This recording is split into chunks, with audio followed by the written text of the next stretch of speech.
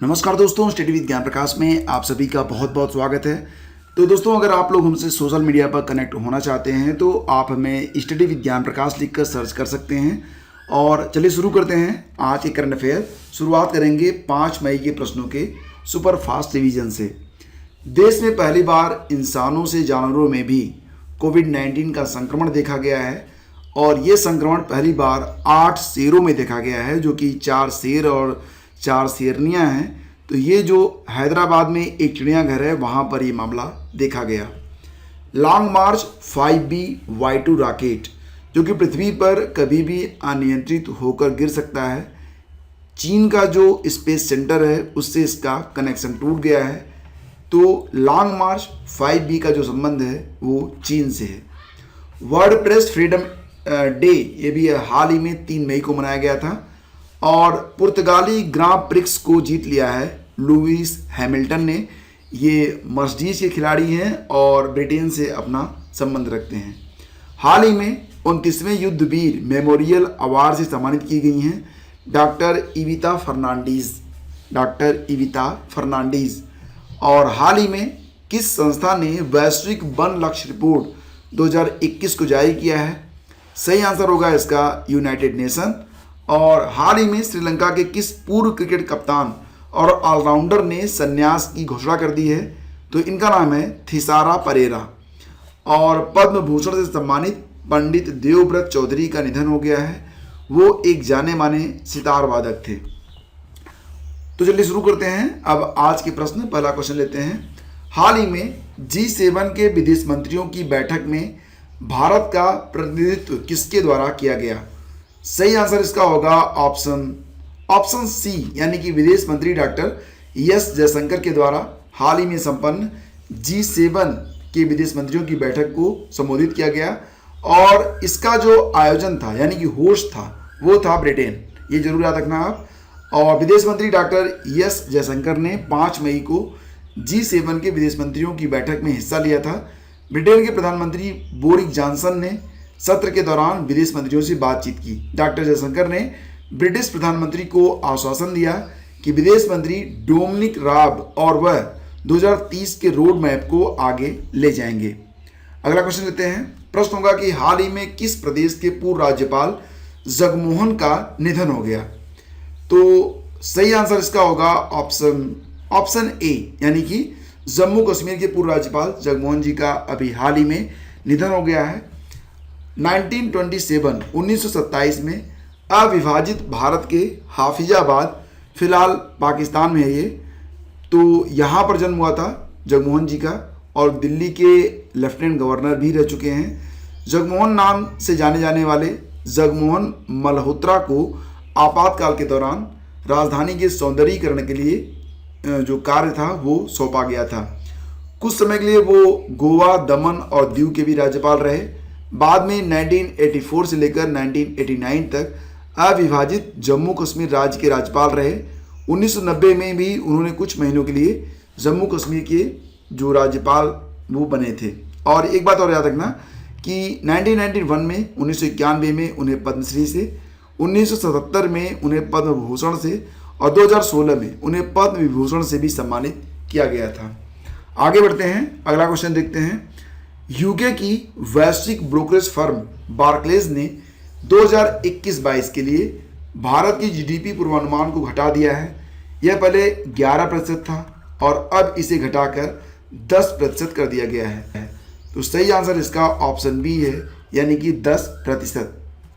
आगे बढ़ते हैं। हाल ही में किसे बैडमिंटन वर्ल्ड फेडरेशन द्वारा प्रतियोगिता में हेर फेर रोकने के उद्देश्य से अंतर्राष्ट्रीय ओलंपिक समिति के बिलीव इन स्पोर्ट अभियान के एथलीट एम्बेसडर के रूप में नामित किया गया है? तो प्रश्न काफ़ी इंपॉर्टेंट है, ध्यान समझिए इसको। जो अंतर्राष्ट्रीय ओलंपिक समिति है उसमें बिलीव इन स्पोर्ट अभियान चलाया गया है और इसके लिए एक एथलीट एम्बेसडर के रूप में नियुक्त किया गया है पीवी सिंधु और मिशेल ली को। दोनों लोगों को इसके लिए चुना गया है, इसलिए सही आंसर ऑप्शन सी होगा। और ये भी याद रखना कि पीवी सिंधु का संबंध भारत से है, मिशेल ली कहाँ की हैं? ये कनाडा की हैं। अंतर्राष्ट्रीय ओलंपिक समिति के बारे में बात करें, अंतर्राष्ट्रीय ओलंपिक समिति, तो इसका मुख्यालय मिलेगा आपको लाजेन स्विट्जरलैंड में। वर्तमान अध्यक्ष थॉमस बाच हैं और इसकी जो स्थापना हुई थी वो 23 जून 1984 को पेरिस में की गई थी, फ्रांस में। आगे बढ़ते हैं। विश्व टूना दिवस अभी हाल ही में मनाया गया। टूना एक ऐसी मछली होती है जिसमें ओमेगा 3 पाया जाता है और ये माना जाता है कि जो हार्ट के पेशेंट होते हैं उनके लिए मछली काफ़ी लाभदायक होती है।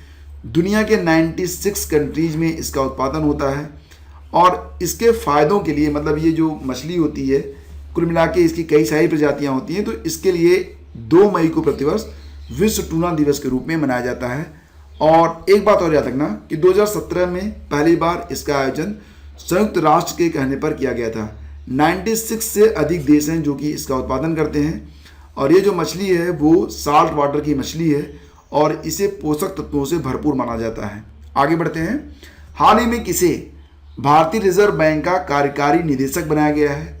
तो भारतीय रिजर्व बैंक का कार्यकारी निदेशक दैट इज एग्जीक्यूटिव डायरेक्टर अभी हाल ही में बनाए गए हैं बीपी कानूनगो की जगह टी रविशंकर। ठीक है, बीपी कानूनगो ये अभी हाल ही में रिटायर हुए हैं, तो इनकी जो जगह ली है वो ली गई है टी रविशंकर जी के द्वारा। तो ऑप्शन बी इसका बिल्कुल करेक्ट है। टी रविशंकर को भारतीय रिजर्व बैंक का डिप्टी गवर्नर बनाया गया है। और अब जो जैसा कि आप जानते हैं जो भारतीय रिजर्व बैंक है आरबीआई की स्थापना कब हुई थी? 1935 में 1 अप्रैल के दिन हुई थी और इसका जो मुख्यालय है वो आपको मिलेगा मुंबई में। और एक बात और याद रखना कि इसके 1 गवर्नर होते हैं, 4 डिप्टी गवर्नर होते हैं। गवर्नर कौन है? शक्तिकांत दास जी हैं। और बाकी के जो 3 डिप्टी गवर्नर हैं उनमें माइकल डी पात्रा, मुकेश जैन और राजेश्वर राव हैं। ठीक है, T Ravishankar 1, Michael D Patra, Mukesh Jain और राजेश्वर राव, ये हो गए 4 deputy governor of RBI. HCL technologies को पीछे छोड़कर तीसरी सबसे बड़ी भारतीय आईटी कंपनी कौन सी बन गई है? एचसीएल टेक्नोलॉजीज को पीछे छोड़कर तीसरी सबसे बड़ी भारतीय कंपनी बन गई है विप्रो। तो ऑप्शन बी इसका बिल्कुल सही है, याद रखना इसको। तो भारत में जो 3 इस समय टॉप 3 कंपनियां हैं आईटी कंपनीज, उसमें पहले स्थान पर टीसीएस है, दूसरे स्थान पर है इन्फोसिस और तीसरे स्थान पर आ गई है विप्रो। विप्रो के चेयरमैन कौन है? ऋषभ प्रेम जी हैं।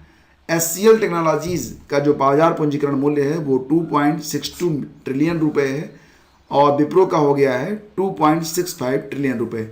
तो बहुत अधिक डिफरेंस नहीं है। देखते हैं कि ये डिफरेंस कितने दिन तक टिकता है। कौन सी भारतीय नियामक संस्था network the grinning for financial system में शामिल हुई है? Network the grinning for financial system, इसको एनजीएसएफ कहते हैं और इसमें अभी हाल ही में शामिल हुआ है रिजर्व बैंक ऑफ इंडिया। और इस सिस्टम में कुल 83 बैंक कनेक्टेड हैं और ये जो एनजीएफएस है इसका मतलब होता है ग्रीन फाइनेंस को बढ़ावा देना। ग्रीन फाइनेंस क्या होता है? ऐसा फाइनेंस जो कि पर्यावरण के लिए हितकारी उद्देश्यों के हिसाब से किया जाए, उसे कहते हैं ग्रीन फाइनेंस। ये जरूर याद रखना आप। और अब बारी है क्विज नंबर 5 की। क्वेश्चन आपसे ये पूछा गया था कि राम मोहन राय को राजा की उपाधि किसने दी थी? तो ये थे आपके ऑप्शन और आज 2 नाम मैं यहाँ पर आपको फीचर कर रहा हूँ। एक नाम है सुनील सिंह कुशीनगर का और दूसरा नाम है शिखा सिंह जी का। तो यहाँ पर दोनों लोगों ने बहुत ही अच्छा आंसर लिखा है। राजा राम मोहन राय एक भारतीय सामाजिक और शिक्षा सुधारक थे जिन्होंने आधुनिक भारत के निर्माता और आधुनिक भारत के पिता के नाम से भी उन्हें जाना जाता है। इन्होंने बंगाल पुनर्विभाजन मतलब कि बंगाल पुनर्जागरण का पिता भी इन्हें कहा जाता है और 18वीं शताब्दी में प्रचलित बुराइयों को ख़त्म करने के लिए महत्वपूर्ण योगदान भी इन्होंने दिया था। तो इनको जो नाम दिया गया वो दिल्ली के मुगल सम्राट अकबर द्वितीय के द्वारा दिया गया था और पेंशन से संबंधित शिकायतों के लिए 1830 में इंग्लैंड गए थे, तभी अकबर द्वितीय द्वारा इन्हें राजा की उपाधि दी गई थी। तो काफ़ी अच्छा आंसर लिखा आप लोगों ने। और अब बारी है आज के प्रश्न की। बताइए कि कृषि कार्य में लगे ट्रैक्टर की आवाज़ किस स्तर से अधिक नहीं होनी चाहिए? तो ये हैं आपके ऑप्शन। बताइएगा कि इसका सही आंसर क्या होगा और आंसर थोड़ा डिटेल में आप लोग लिखिएगा। शीघ्र मिलेंगे आपसे एक नए वीडियो में, तब तक के लिए हमें आज्ञा दीजिए। नमस्कार, जय हिंद।